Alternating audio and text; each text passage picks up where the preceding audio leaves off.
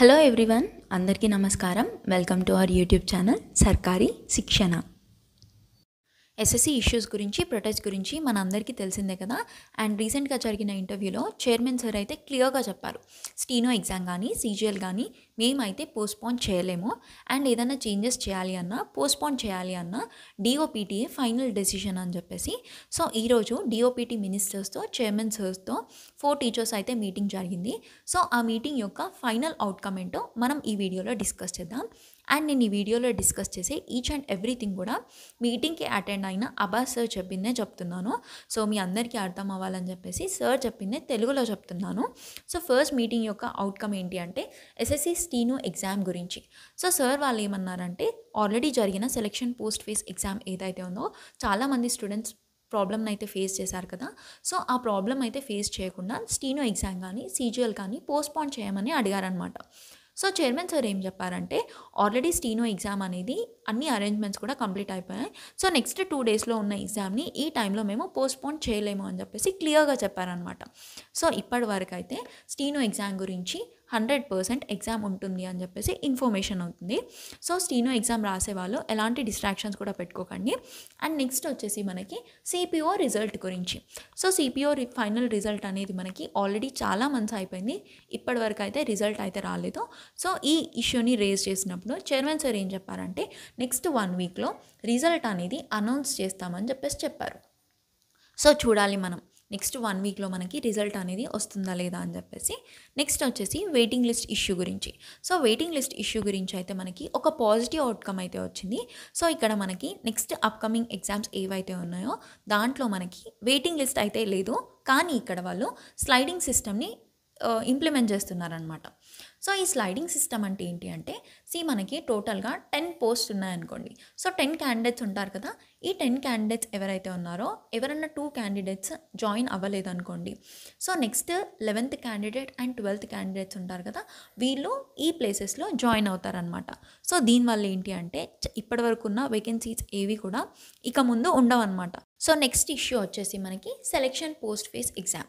So రీసెంట్గా జరిగిన selection post face 13 exam ఏదైతే ఉందో దాంట్లో చాలామంది ఆల్మోస్ట్ 50,000 నుండి 55,000 స్టూడెంట్స్ వరకు అయితే ప్రాబ్లమ్స్ని ఫేస్ చేశారు.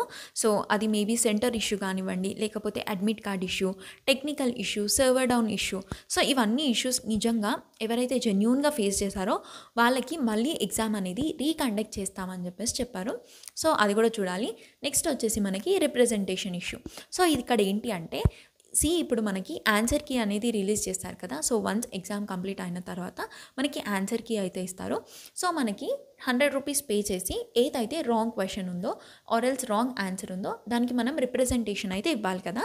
సో ఇప్పటి నుండి ఏమవుతుంది అంటే, ఎవరైతే అలా రిప్రజెంటేషన్ ఇస్తారో నిజంగానే ఆ పర్టికులర్ క్వశ్చన్ కనుక రాంగ్ ఉందనుకోండి, సో ఎవరైతే మనకి రిప్రజెంటేషన్ ఇస్తున్న పర్సన్ ఉన్నారో వాళ్ళ మనీ అనేది కంప్లీట్గా రీఫండ్ చేస్తామని చెప్పేసి చెప్తున్నారు అనమాట.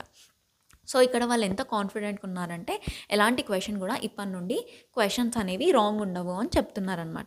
నెక్స్ట్ వచ్చేసి మనకి సెంటర్ ఇష్యూ. సో ఈ ఇష్యూ అనేది వాళ్ళకి జెన్యూన్గా అనిపించింది. అండ్ సెంటర్ ఇష్యూ ఏంటి అంటే, చాలామంది కూడా ఇప్పుడు మనము సెంటర్ అలొకేషన్ అనేది 3 ప్రిఫరెన్సెస్ అనేది ఇస్తాం కదా. సో ఇక్కడ ఏమవుతుంది అంటే, ఈ 3 ప్రిఫరెన్సెస్ కాకుండా ఎక్కడెక్కడో వేరే సెంటర్స్ అయితే వస్తున్నాయి. సో ఆల్మోస్ట్ కొందరికైతే 400 to 500 కిలోమీటర్స్ కూడా దూరంలో ఉంటున్నాయి. అండ్ ఎగ్జామ్ సెంటర్స్కి వెళ్ళిన తర్వాత ఎగ్జామ్ అనేది క్యాన్సిల్ అయిందని చెప్తున్నారు. సో అది చాలా రాంగ్ థింగ్. సో ఇప్పుడు ఏం చెప్తున్నారంటే, ఈ సెంటర్ ఇష్యూ అయితే ఫర్దర్ ఎగ్జామ్స్లో మేము రిపీట్ చేయము అని చెప్పేసి చెప్తున్నారు. సో ఏంటి అంటే, మనం చూస్ చేసుకున్న ఫస్ట్ 3 ప్రిఫరెన్సెస్ ఏదైతే ఉంటాయో దాని బేసిస్ పైన మీకు ఎగ్జామ్ సెంటర్ అనేది అలొకేట్ చేస్తామని చెప్పేసి చెప్తున్నారనమాట. నెక్స్ట్ వచ్చేసి exam level. So exam level గురించి కూడా సార్ వాళ్ళు మాట్లాడారు. ఏంటి అంటే, అవుట్ ఆఫ్ సిలబస్ కానీ ఎగ్జామ్ లెవెల్ ఇలా ఉంటుంది అని చెప్పేసి.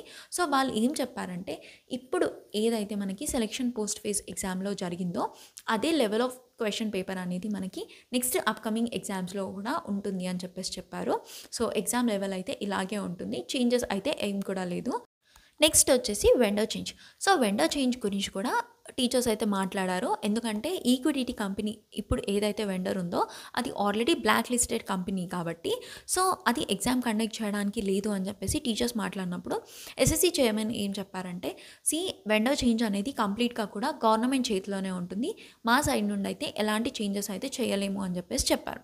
సో గవర్నమెంట్ ఏం చెప్తున్నారు అంటే డిఓపిటి ఏం చెప్తున్నారంటే మీకు ఇష్యూ అంతా కూడా కావాల్సింది మిస్మేనేజ్మెంట్ జరుగుతుంది కదా, so equity next further exams కూడా కండక్ట్ చేస్తుంది. సో టీసీఎస్ అయితే నెక్స్ట్ ఎగ్జామ్స్ అయితే కండక్ట్ చేయలేదు. సో ఈక్విటీ ఏదైతే ఉందో అదే మనకి నెక్స్ట్ ఫర్దర్ ఎగ్జామ్స్ కూడా కండక్ట్ చేస్తుంది.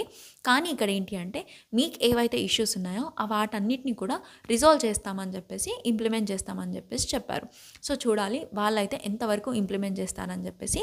సో నెక్స్ట్ ఇప్పుడు మన అందరికీ ఉన్న డౌట్ ఏంటి అంటే అసలు సీజీఎల్ ఎగ్జామ్ అనేది ఇన్ టైంలో జరుగుతుందా లేదా అని చెప్పేసి.